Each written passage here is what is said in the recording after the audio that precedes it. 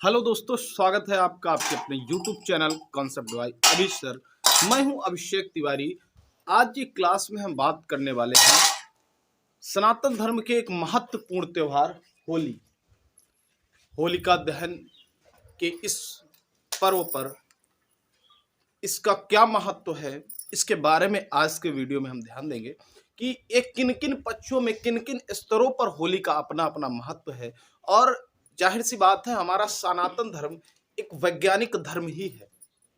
पूर्णतः इसके सभी संस्कार, सभी व्यवस्थाएं और सभी त्योहार पूरे वैज्ञानिक महत्व को लेकर चलते हैं। लेकिन इनमें से कुछ बहुत बड़े त्योहार होते हैं जिनको हम बड़े त्योहारों के रूप में माना जाता है। उन पर धार्मिक ही नहीं, सामाजिक, आर्थिक और वैज्ञानिक महत्व भी छुपा होता है, जिनको हमें जानने की जरूरत है। विडंबना यहां से शुरू होती है कि हमें उन लोगों ने हमारे बारे में बताया जिनको हमारे बारे में कुछ नहीं पता था। तो हम लोग इस वीडियो लेक्चर में सबसे पहले होली के त्योहार के बारे में जानना चाहेंगे। होली के त्योहार में कहां पर धार्मिक महत्व क्या है, वैज्ञानिक महत्व क्या है, आर्थिक महत्व क्या है और सामाजिक महत्व क्या है। इस त्योहार में किस किस प्रकार के कैसे कैसे हम लोग मनाते हैं, सारे विषय में क्रमागत चर्चा करेंगे। तो चलिए बात करते हैं। सबसे पहले धार्मिक महत्व क्या है इस त्योहार का। तो अगर हम सबसे पहले इसमें बात करें धार्मिक महत्व पर, तो एक पौराणिक कथा हमारे यहाँ प्रचलित है जिसमें हिरण्यकश्यप का जो पुत्र है प्रहलाद, जो भगवान हरि की अनन्य आराधना करता है, नारायण की अनन्य भक्ति करता है, और हिरण्यकश्यप जो कि राक्षस है उस भक्ति को रोकने का प्रयास करता है। तब उनकी बहन, हिरण्यकश्यप की बहन, कथा को डिटेल्ड में न जाएंगे क्योंकि सबको लगभग पता, मोरल इस नैतिकता और क्या समझ में आता है, क्या महत्व है, इस पर हम बात करने वाले हैं। तो माना जाता है कि होलिका ने उनके अपने भाई से कहा कि हमारे पास एक चुनरी है और जिसको ओढ़ने के पश्चात जब हम आग में बैठते हैं तो जो आग है वो मुझे नहीं जला पाती है। ऐसा हमें ब्रह्मदेव से वरदान प्राप्त है। अब मुख्य बात आती है कि जब प्रहलाद को लेकर अग्नि में बैठे तो हवा तेजी से चल गई और वो चुनरी प्रहलाद को ओढ़ गई और होलिका का अंत हो गया है। इससे जो आपका धार्मिक महत्व तो यहीं से है कि प्रहलाद इस दिन अपने इन जो दुराचारियों लोगों से हैं उनसे काफी हद तक मुक्ति मिल गई थी। इनको पूरी तो नहीं लेकिन काफी हद तक मुक्ति मिल गई थी, जिसमें प्रहलाद धार्मिक इंसान थे और एक धार्मिक इंसान की विजय को धर्म की विजय या अधर्म पर धर्म की विजय के रूप में देखा जाता है। इसलिए इस त्योहार का अपना धार्मिक महत्व है। क्योंकि प्रहलाद को जब दूसरे दिन देखा गया था तो वहां की राख खेलते हुए मिले थे, वो जीवित बच गए थे आग से। तो उस राख की वजह से हम लोग दुलहरे एक त्योहार मनाते हैं जिसमें रंगोलियां वगैरह खेलते हैं। और भी कई सारे धार्मिक महत्व भी है और की कई सारी पौराणिक कथाएं प्रचलित है। माना जाता है श्री कृष्ण भगवान ने माता यशोदा से पूछा कि हमारा रंग सांवला क्यों है और राधा गोरी क्यों है। तो इस पर उत्तर दिया कि आप रंग लगा दीजिए राधा को और तुम्हारे वो लगा देंगे तो एक ही सेम कलर हो जाएगा। ये भी एक पौराणिक कथा मानी जाती है कि इस प्रयोजन में श्री कृष्ण भगवान ने राधा पर रंग लगाया, राधा ने उन पर लगाया, जिसमें उनका कलर सेम हो गया। ये एक चंचलपन दिखाता है, लेकिन मुख्य त्योहार का जो बेसिक महत्व, हमारा धार्मिक महत्व यही है।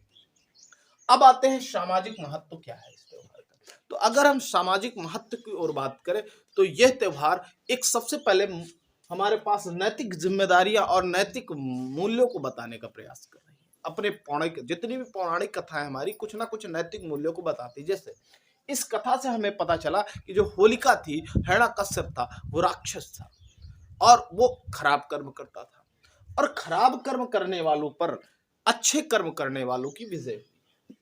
जो पूजा करता था, पूजा का मतलब है शाब्दिक अर्थ की अगर हम पूजा की बात करें तो पूजा कर्म ही पूजा है। आपका जिस समय जो भी कर्म है वही पूजा है। तो जो भी अच्छे कार्य करते हैं, जिसके कर्म अच्छे हैं, वो हमेशा विजय होता है। जैसे कि हम बात करें होली का, ब्रह्मदेव से वरदान प्राप्त है। वरदान का मतलब कोई ना कोई शक्ति का प्राप्त होना।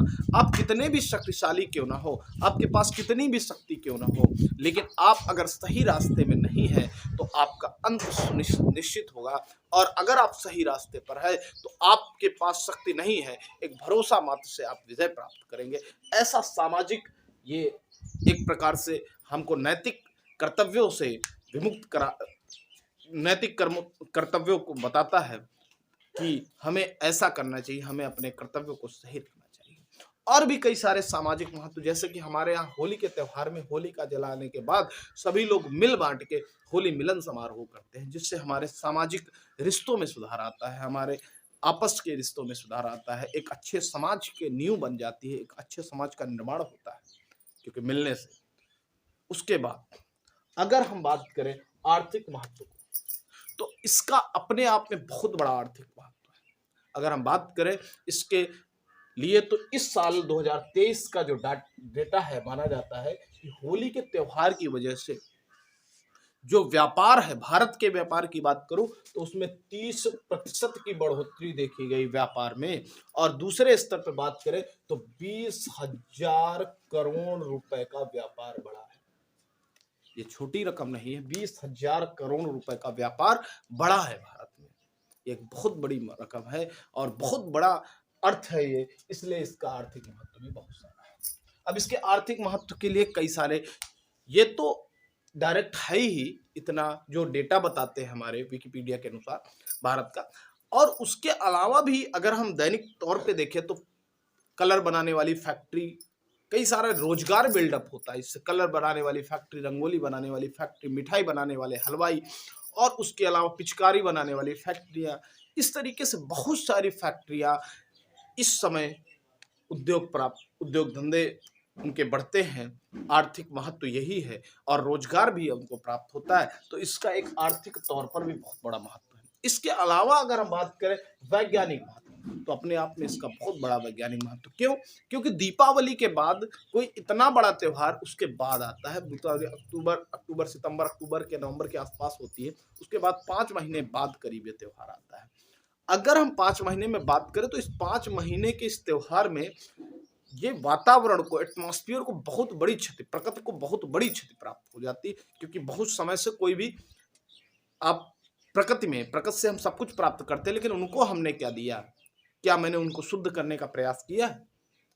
किसी भी, मुझे नहीं लगता भारतीय संस्कृति के अलावा प्रकृति के लिए इतना उस तरीके से जो अपने धार्मिक कर्मों में, अपने कर्मकांडों में, अपने व्यवस्थाओं में इतना महत्व दिया गया है। तो इस दिन सबसे पहले दीपावली को सफाई होकर के दीप जलाए जाते हैं, जिससे वो शुद्ध हो जाए वातावरण।